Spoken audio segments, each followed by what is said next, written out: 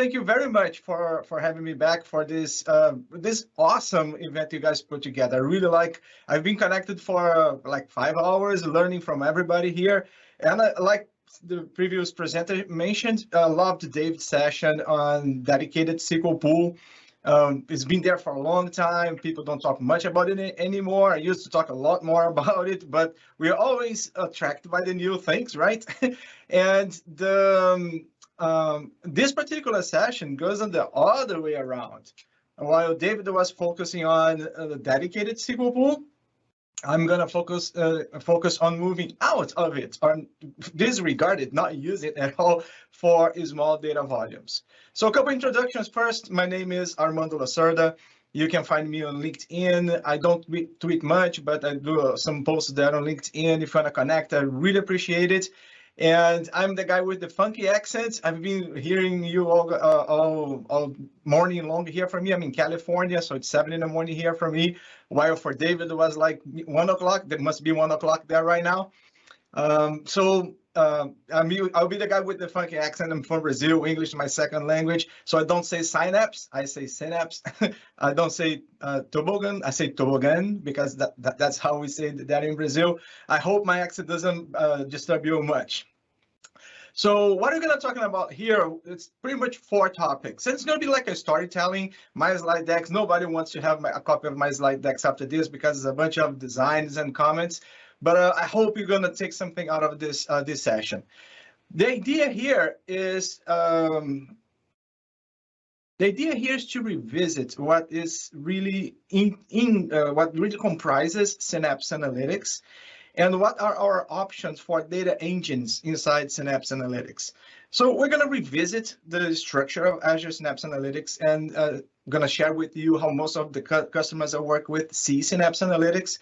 And we're going to take a look on that one on the Workspace. We're going to talk about understanding the linked services that exist in there. A few sessions ago, someone mentioned about Power BI and how Power BI is integrated with Synapse Analytics. And machine learning was also a topic that came before my one, which also take advantage of linked service. But there is more into it we can explore. Actually, it's the same thing, but a different strategy we can explore. We're going to go over that. And with that, we're going to expand the Synapse Analytics to add more data engines, to connect more data engines to it, and of course cheaper ones for small data sets.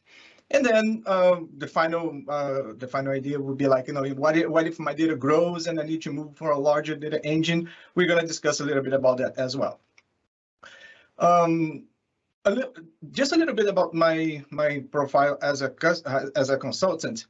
A lot of the companies I work with, the customers of my company, the companies I work with, they vary in scale. Two years ago, I was in a project moving about 8 petabytes of data, petabytes with a P, 8 petabytes of data from multiple on-premise data centers into Azure.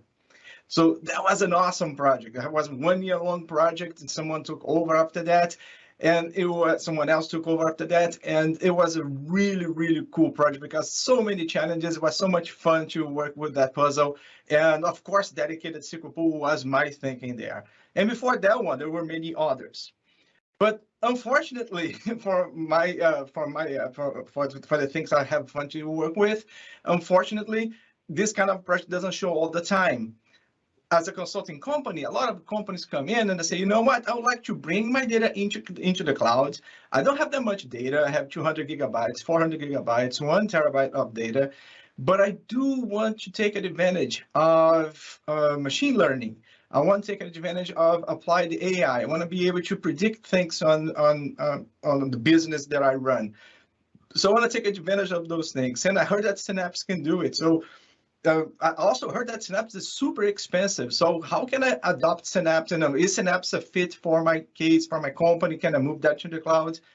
So the bottom line here is this, right? When we say small data volumes, we're actually talking about small budgets. It's usually companies are coming into the cloud. They want to move into the cloud, and they're like, I don't have that much budget because I don't have that much budget because my company is not that big, and overall I don't have that much data either. So when I started using Azure Data Warehouse, SQL Data Warehouse, long time ago, some people never heard of it because Synapse has been like for two and a half years around.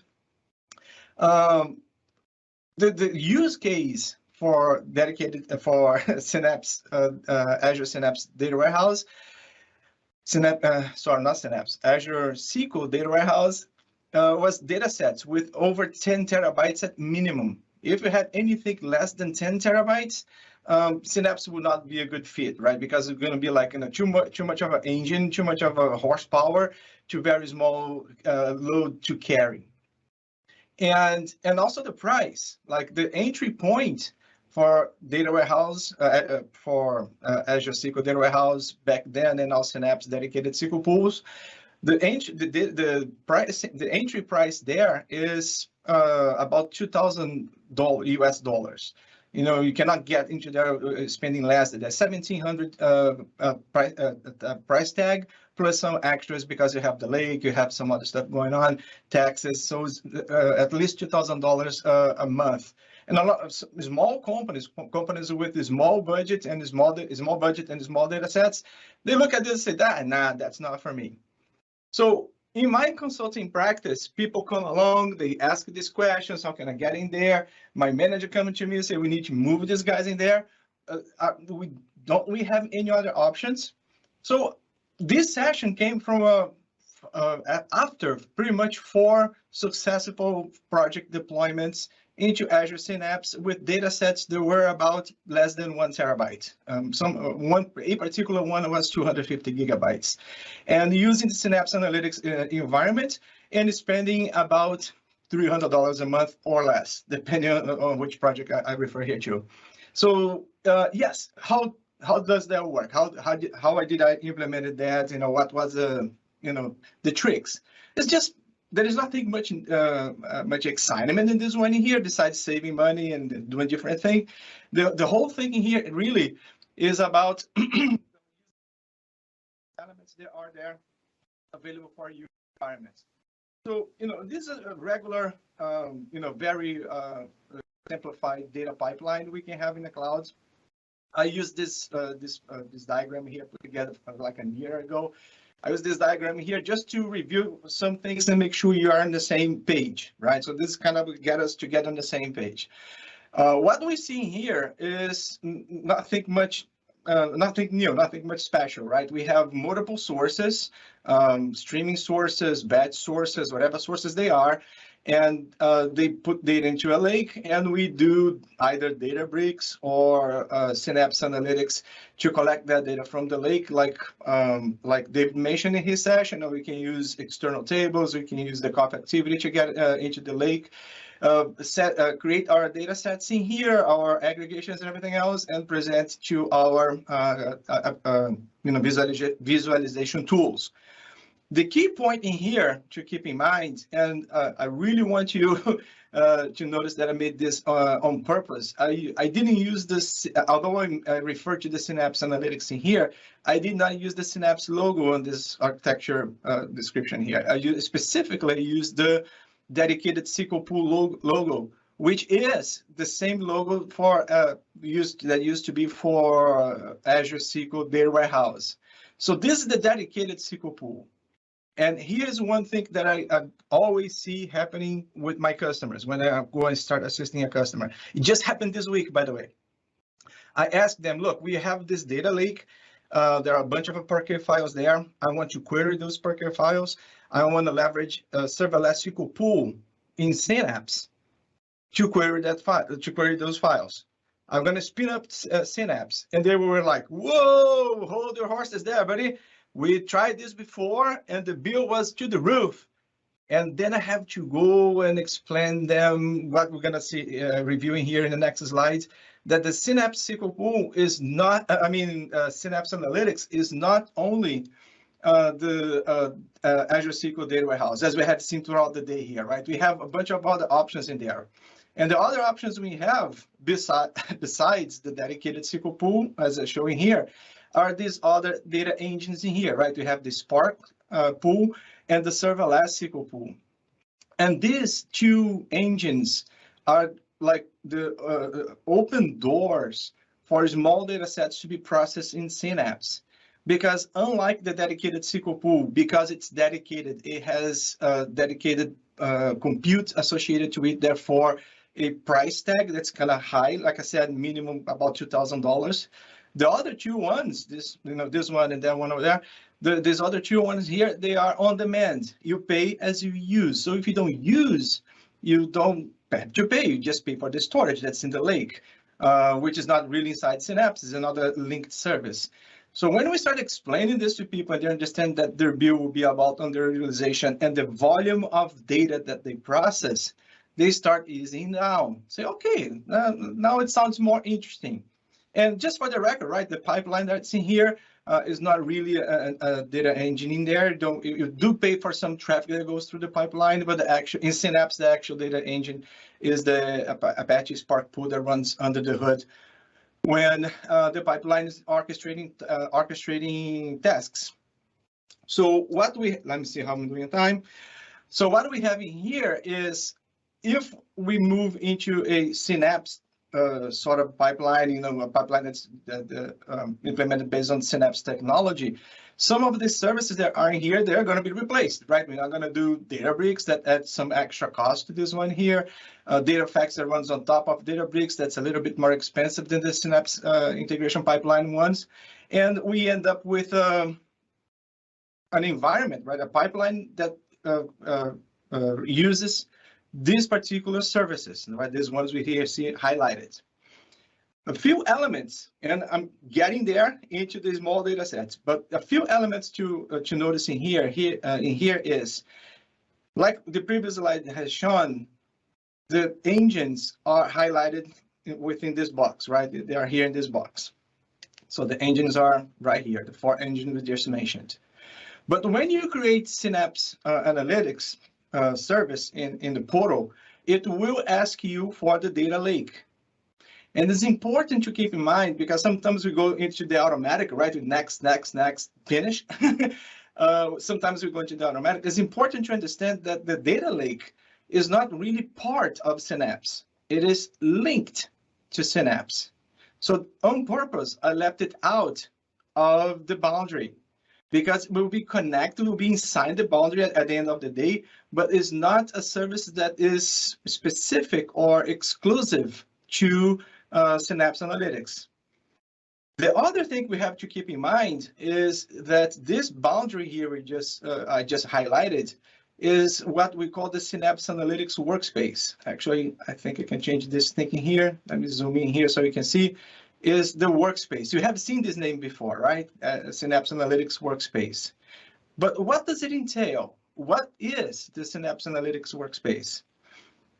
It's actually a secured boundary that goes around the other 4 elements we have in Synapse, the data engines, and all other elements you want to bring inside the same security context. So when we do any linked service into Synapse, what we're doing is we are extending these borders that you see around here. We're extending these borders to get Synapse to talk to other service. With that knowledge and with that idea in mind, what came to me when I was working with this small client was like, okay, this guy here is expensive for them. They cannot use this. It's too, it doesn't fit their pockets. So they cannot go here. They do want to use this. They do want to use this. They are going to use the data lake, but they need an interface to talk SQL to the data that's being processed in here. Serverless SQL pool, like the other session presented in this event here last year, is a great option for that. But it, like was mentioned here a few hours ago, it has its problems on processing, right, on time to process, because it's the data engine is spin out every single time for every single query. So the turnaround of a query can be like a few seconds. Usually it is a few seconds. When on a dedicated SQL pool, it would be sub-second. So what we want to do actually really is replacing this guy, right? Replacing the dedicated SQL pool with another engine. Now, we cannot do that. And by the way, let me state it clearly here. In order to support small data sets into Synapse SQL Pool, meaning in order to downgrade, lower grade the budget, the expenses of Synapse for a small company that has a small data set, the strategy is to ditch dedicated SQL pools and use something else in its place. That's the whole strategy. Serverless SQL pool, like I said, is an option, but the turnaround can be too slow for some applications.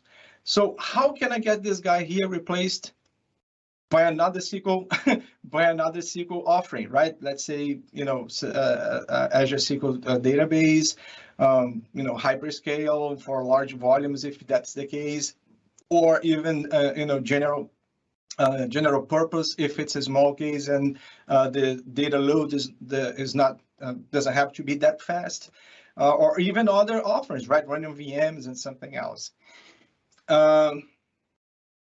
As you may imagine, by what I've been through, explaining so far here, reviewing with you, as you can imagine, the idea here is you cannot replace, right? You cannot cross a dedicated SQL pool throughout. You cannot do that, but you can add other engines, dedicated. Azure SQL database, Postgres, MySQL, other Azure databases that are supported in there from Microsoft. You can add them.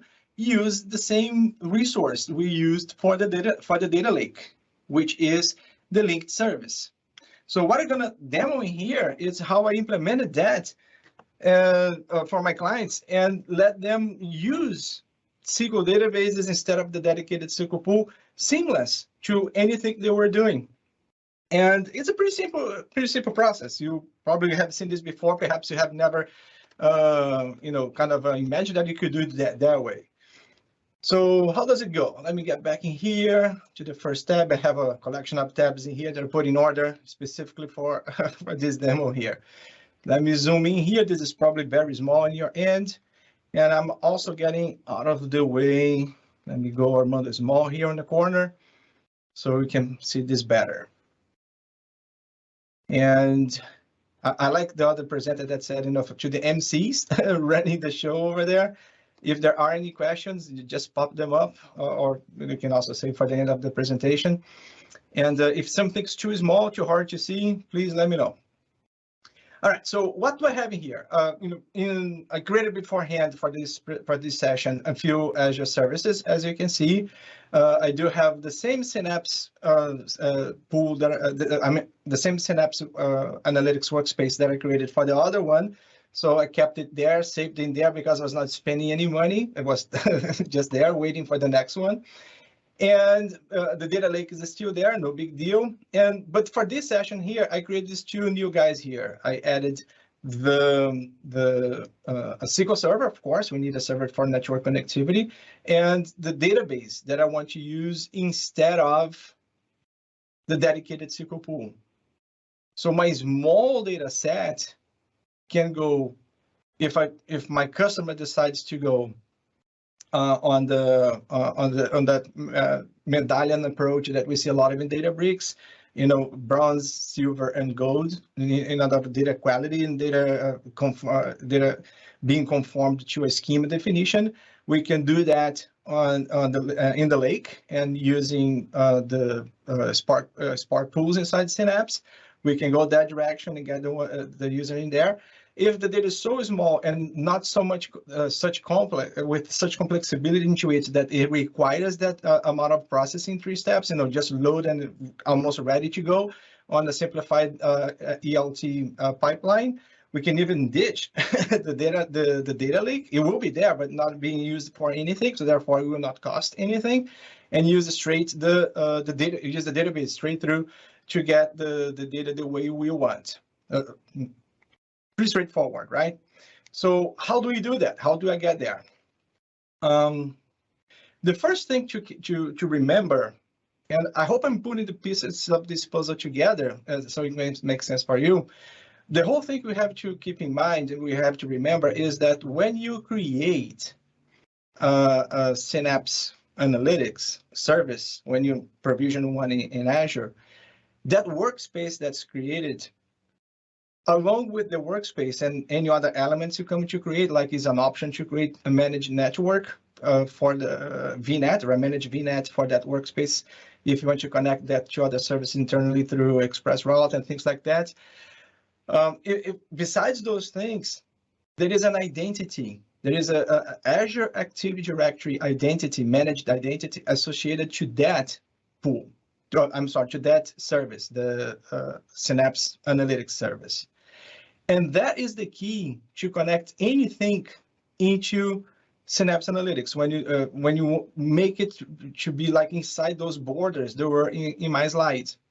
So if I want to get SQL, in this case here, I use the general purpose SQL.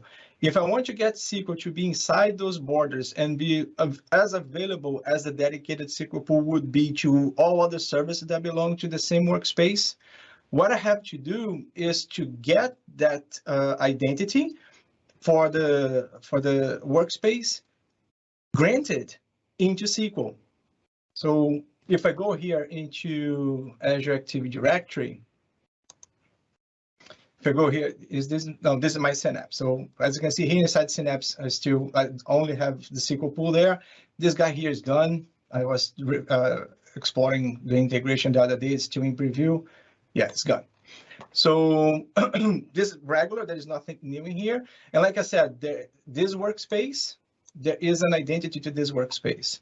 So if I go into Azure Active Directory for my tenants, and I look into the enterprise applications, I will find in here my dedicated SQL pool. It's supposed to be here somewhere. It's kind of not showing some other stuff that I have there for other tests that I have done. So the managed identity here, the name of the managed identity is the same name of the workspace.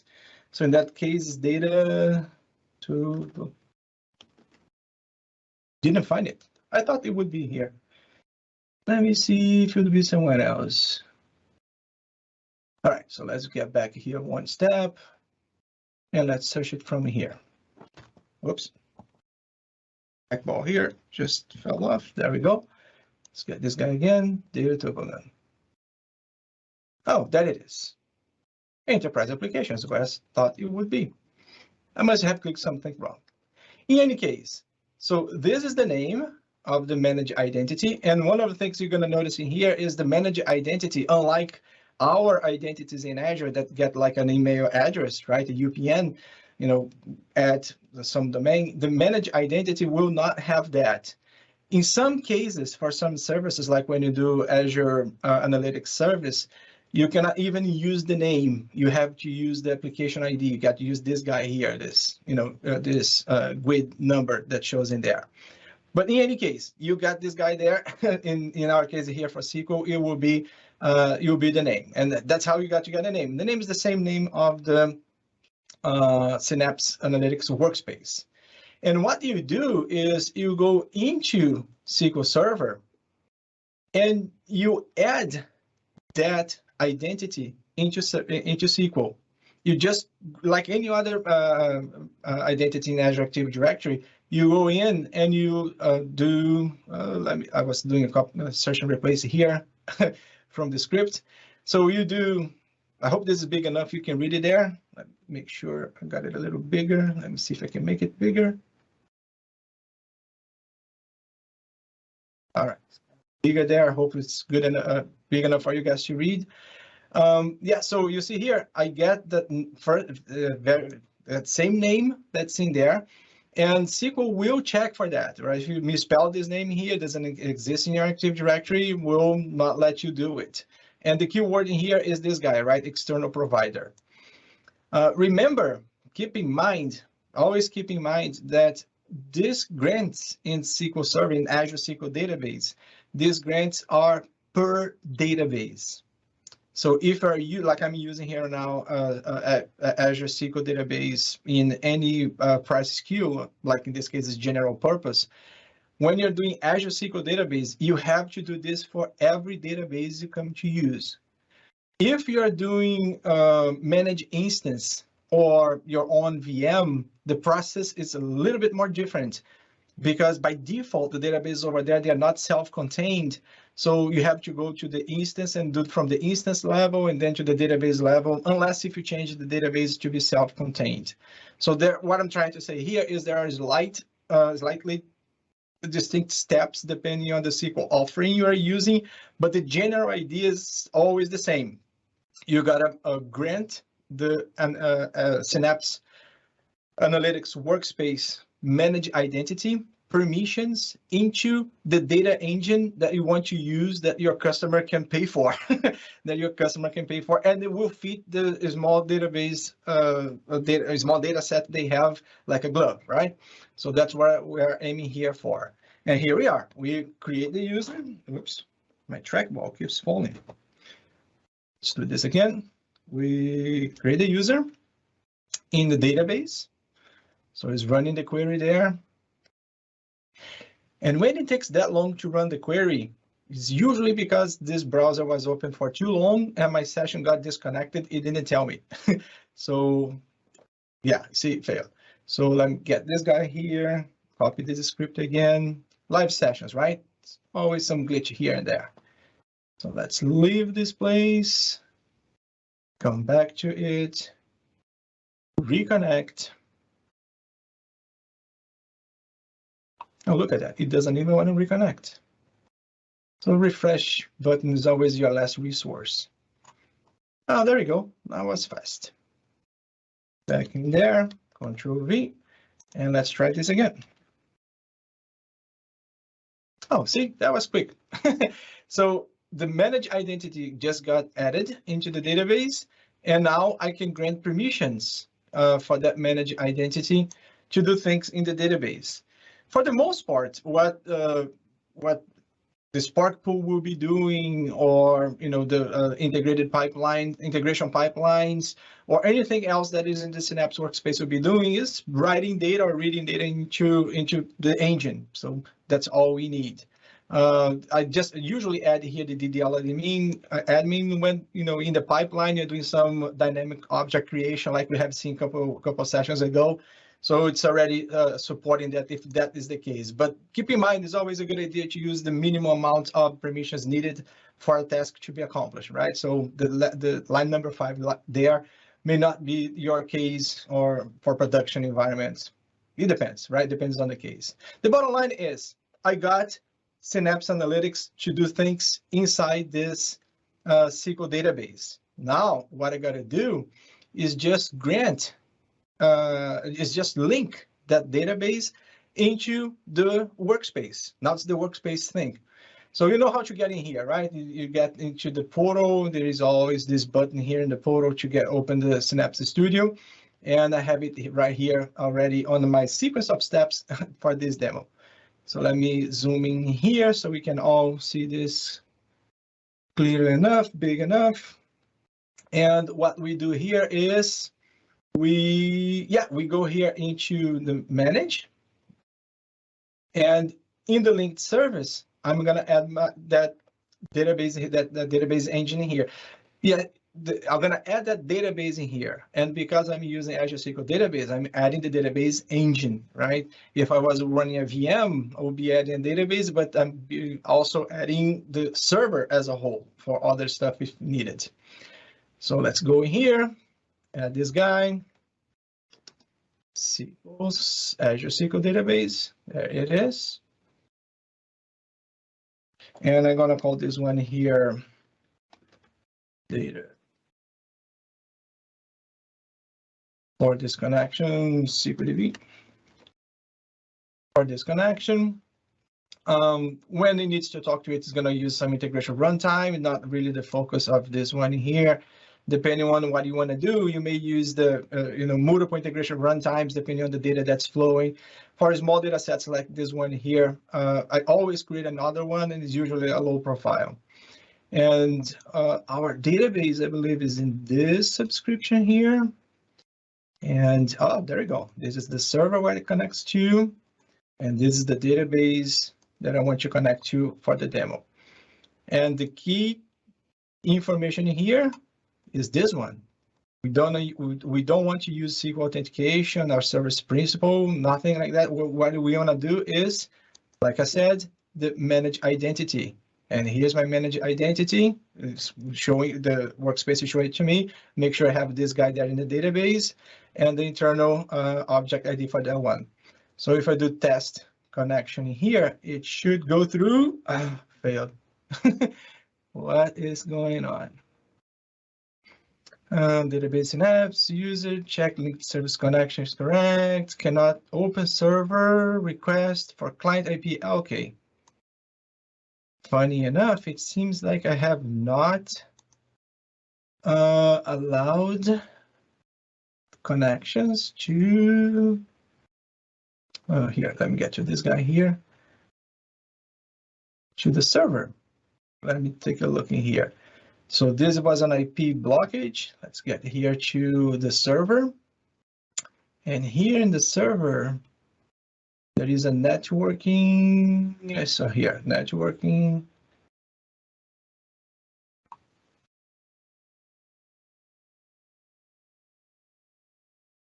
And authorize, oh, there we go. This is the flag that was missing. So if you do this one here, authorize Azure services to access the resource. Synapse is part of Azure ecosystem, so I don't need to whitelist the IP address. And you should always do that, right? Don't try to do the actual IP address. So let's go back in there. Try this one again, because that IP address may change, more likely will change. Not quite often, but will change from time to time. So let's see if that fixed the thing. Yeah, there you go. Connection successful. So now that I have the SQL Server, the Azure SQL database in here, instead of using it just as a data source or data destination to things, it's actually part of the workspace right now. It will be. I'm just commit this thing here. It will be. And as part of the workspace, I can connect to it from any of the services in Azure. I mean, this in Azure Synapse, like I would do to the dedicated SQL pool, without any distinction on the steps.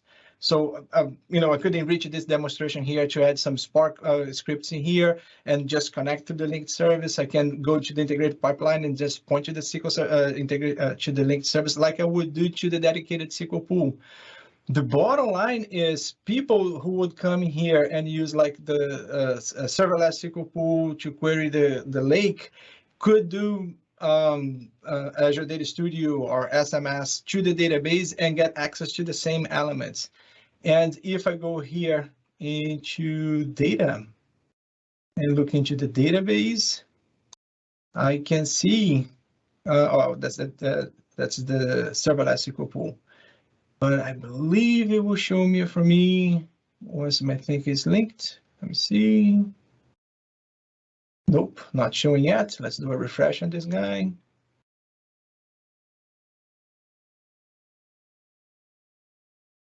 It's coming.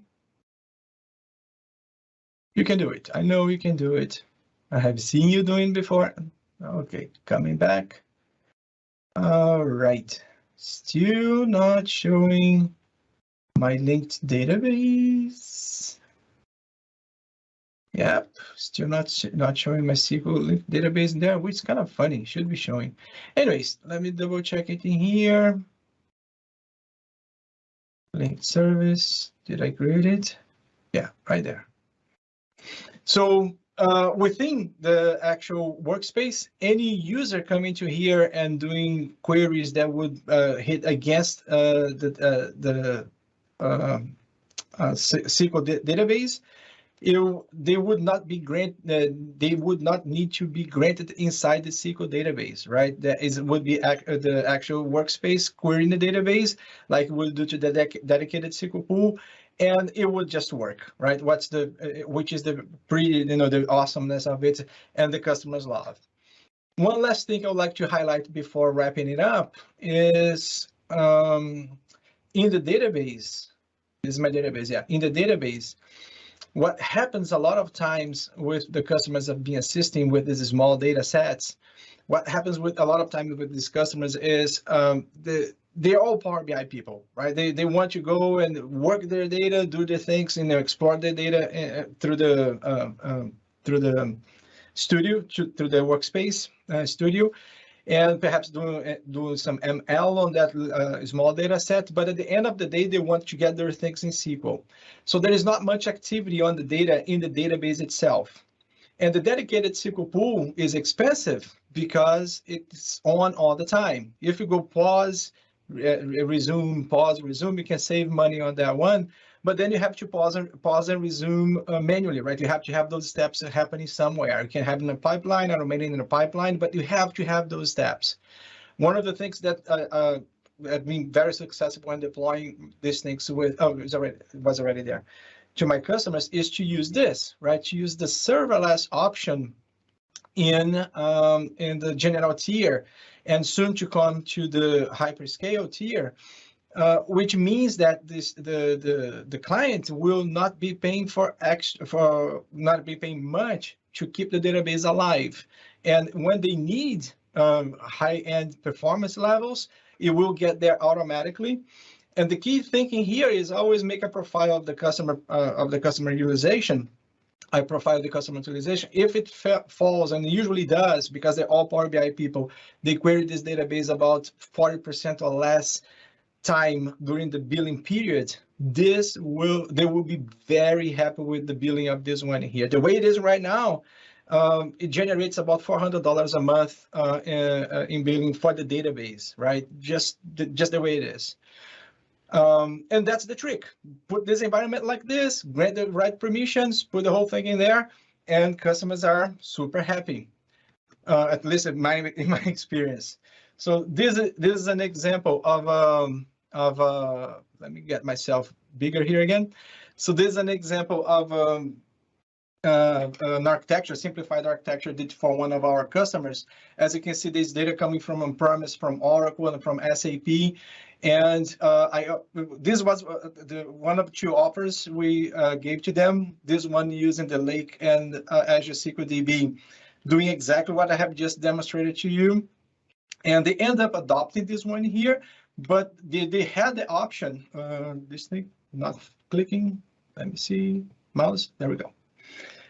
They had the option not to use the Lake, as you can see over here, not to use the Lake and get everything in SQL. And because that one here would not be on demand, would be dedicated SQL allocation, they decided, yeah, we really want to stick with on demand.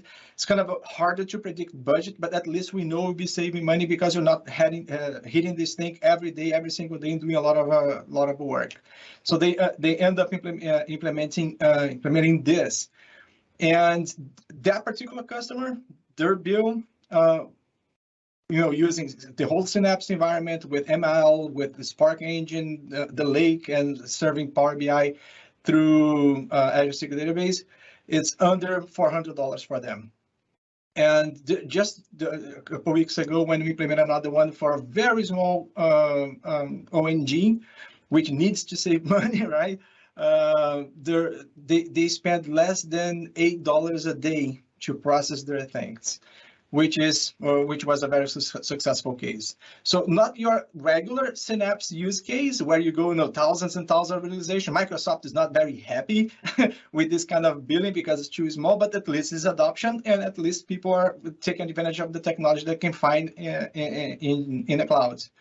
This last matrix here that I put together for the customer was just to compare what kind of a performance they would experience based on what data engine they want to link to the Synapse Workspace. And depending where they are on their data maturity and the data volume and the process they want to do, they can start on any one of these one here, right? They can go, from starting MySQL with very small objects, simple objects, and small data capability. Or if they are Postgres, they're going to go into the Postgres. And when needed, if okay, time to move up to hyperscale because we get more data than this thing can hold, then they can just move the data over. There will be a different platform, there will be different SQL language, and a slightly different SQL language, but it's just moving the data over to the next price tier they want to move to.